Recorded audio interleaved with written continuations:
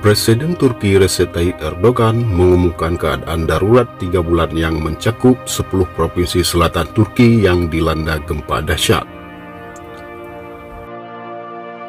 Langkah ini dilakukan Recep Tayyip Erdogan setelah terjadi 2 gempa bumi besar melanda wilayah Turki dan Suriah Senin 6 Februari 2023. Mendeklarasikan keadaan darurat memungkinkan Presiden Turki dan Kabinet untuk melewati parlemen dalam memberlakukan undang-undang baru.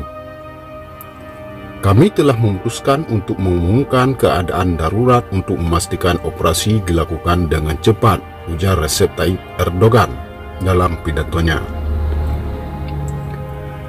Recep Tayyip Erdogan menjelaskan keadaan darurat akan berlangsung 3 bulan.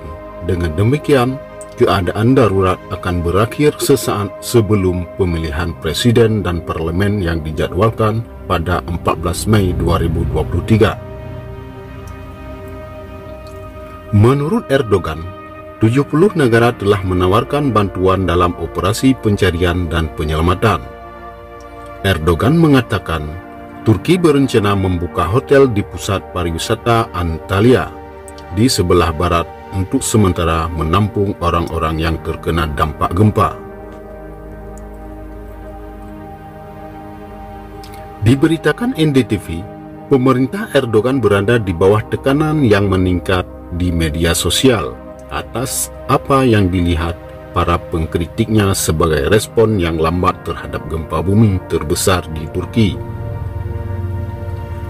Korban terbaru menunjukkan gempa berkekuatan 7,8 magnitudo pada Senin dan gempa susulan menewaskan 3.549 orang di Turki dan 1.602 di bagian Suriah yang dikuasai pemerintah dan pemberontak.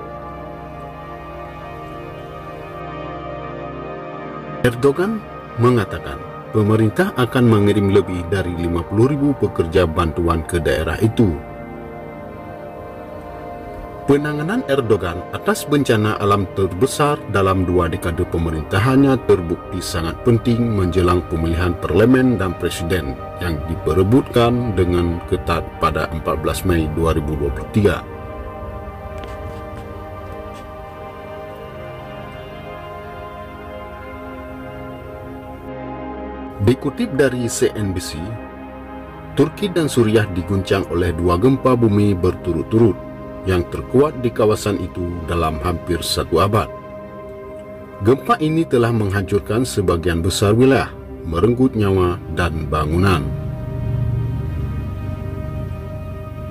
Pemerintah Turki telah mengerahkan hampir 25.000 personil pencarian dan penyelamatan. Lalu, negara-negara di seluruh dunia telah menjanjikan bantuan. Namun, petugas darurat di kedua negara mengatakan mereka benar-benar kewalahan. Suriah yang sudah lumpuh akibat perang dan terorisme selama bertahun-tahun dikabarkan tidak siap menghadapi krisis ini. Daerah yang terkena dampak adalah rumah bagi ribuan pengungsi internal yang sudah hidup dalam kondisi memprihatinkan seperti tenda dan gubuk darurat.